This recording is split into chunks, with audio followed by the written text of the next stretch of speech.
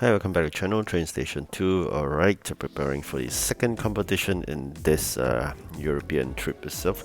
I think more importantly, you're going to prepare to use EP head start.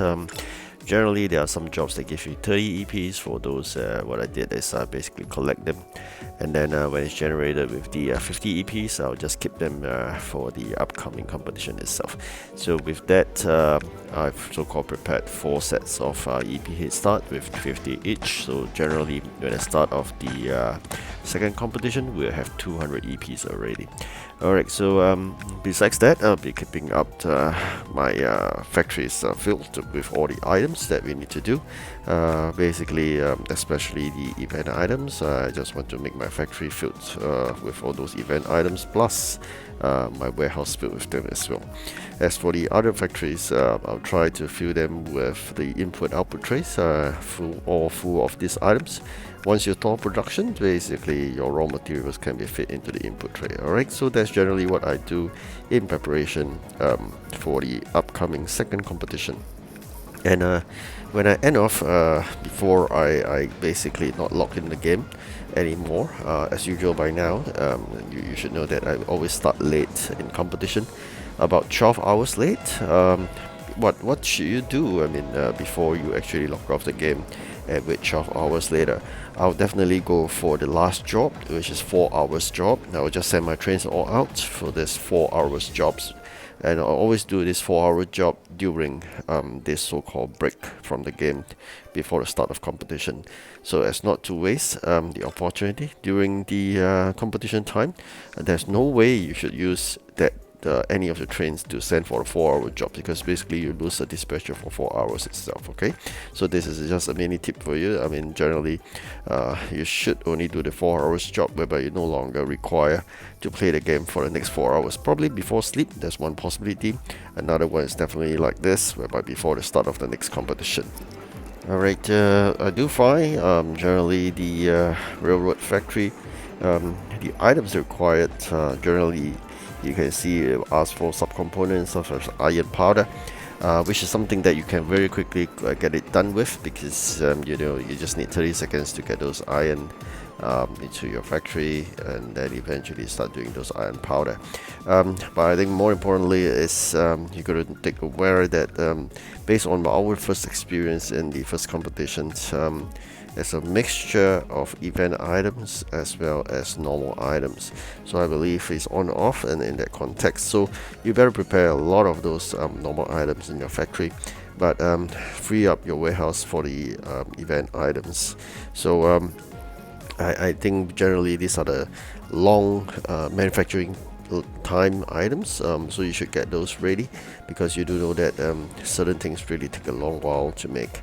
So I'm trying to do that as well, and a lot of things I've been putting in my input tray are things that I can be converted back to raw materials, like 2 or 3 types of raw materials. Like for example sofa, that you can convert back into 3 types of raw materials, whereas a chair is only 2 types of raw materials, which is nails and timber itself. Okay, but if you are storing timber then you're just basically getting back wood, which is just an item, which is not really worth it.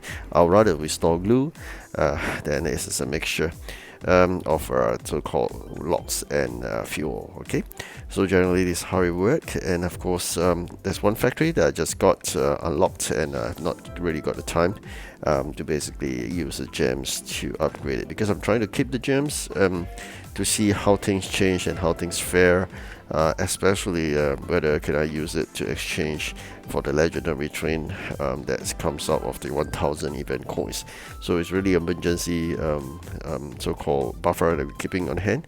Probably post event, when I really do not need those gems, then start doing up the last, also called the 7th factory of mine. But of course, if your 6 core factories are not upgraded, I'll urge you to spend your gems as much as possible to upgrade your factories. Actually, I intend to do that as well for my 7th factory, but probably just wait and see how much more gems you need for that. So plus and minus, general rule, you should just upgrade your factory, and then before you start spending on events. And of course, never use gems to buy trains or using those containers, because it's really just a chance. It's not worthwhile. So do bear in mind on that. And if you ask me, would you be spending extra money to buy gems? That's your own choice. But for me, because I'm free to play, I don't spend a single cent. So no for me. All right. So getting gold is I think it's like every 4 hours kind of activity that you should really constantly be trying to get it. And as well, the sea trade, the ship trade, the captain itself, yes, and that's another one that you should be doing, because it's very important. Without the blue maps, you can't do anything to upgrade the building for population increase.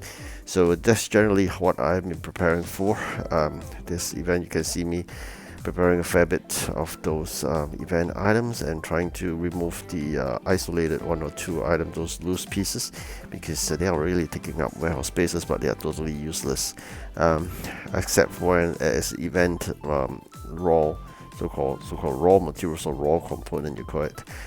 Then I will keep that. Otherwise, the rest of the items will just beat them away. So this is basically things I got to prepare for. Of course, with the limited warehousing, sometimes not everything I can start preparing and putting in the warehouse. There's always a limitation, so just gonna put some of the items in the railway factory as well. As I mentioned earlier, seems like an alternative, or so-called alternate arrangement, whereby they will ask for all the event items from 4 customers, and then later they ask for 4 non-event items. So I just find it a bit annoying, and whereby the event they ask for non-event items at all at one shot. So you have all the event items stuck in the factory and the warehouse, and you can't really move. So there's something that I thought this was much better. At least you should ask for both types, you see. So that's what I felt about this arrangement. And also I realized that the jobs that, and based on the first competition, generally in first place they have 4 jobs. Then along the way, when you progress further, they reduce all the way to 2 jobs. So I thought that was quite strange. Then after that, you go to the second cycle, i.e. 1/5 again. Then they give you 4 jobs again. So this is something that I thought is a bit odd, though. This is something I got to really monitor. I want to take a look how it work out again before I can basically better understand how they actually assign the items. So we basically is now entering the second cycle of 1/5. So really quick, I must say that when you go into the second cycle, items will definitely be increasing a little bit. But what will happening is that we'll be increasing a lot subsequently. So do remember, do not complete 100%, and you to try to pace yourself out. I know it's very attractive to trying to gain all those EP and then keep on collecting, because you know that the target trains of yours is somewhat trying to be within reach faster than you expected. But because of that, it just means you've been pushing yourself so hard. You're pushing up the percentage of completion in the event map. So you try to pace yourself out, otherwise you'll be inevitably got to be stuck with a situation whereby, assuming you have 4 jobs and 1 job you can't be performed, and you'll be stuck at a point whereby eventually the 4 jobs become 2 jobs, and you still got 1 job that can't be performed. You're just relying on 1 job to run the competition. I think that doesn't really work. So why do I say you have 1 job you would be doing? Is because if you're at 99%, and in order for you not to complete the event 100%, you must hold back 1 job. So if you be pushing yourself that hard in calling out the EP, also called the keys itself, you will be somewhat like 50% complete or 60% complete by the end of the second competition, and eventually even up to the 80% complete or almost 100% complete when you're at the end of the third competition itself. So this is something to bear in mind, not knowing that the difficulty of 100% complete. I'm telling you, it is horrendous, right? So try to pace yourself, and then eventually you try to just imagine, if let's say there are so-called 6 or 7 competitions, divide by 100%, you should know that roughly every end of every single competition you'll be somewhat like 15% or somewhere there. So if you are hitting like 20% every single competition, you'll be over 100% really soon. So just imagine that, and how difficult it will be, and you'll be so-called demotivated to carry on.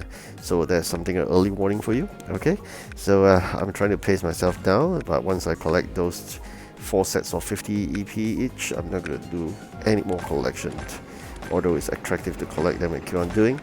But just got to balance it out, because more importantly is the event coins first, then event keys, because the legendary train using event coins are something you can fight out in competition. So once you secure that, then you can go for the keys. All right, so generally that's how I do and I plan for events. All right, thank you for watching. I wish you good luck in the second competition. Taking a break right now. Goodbye.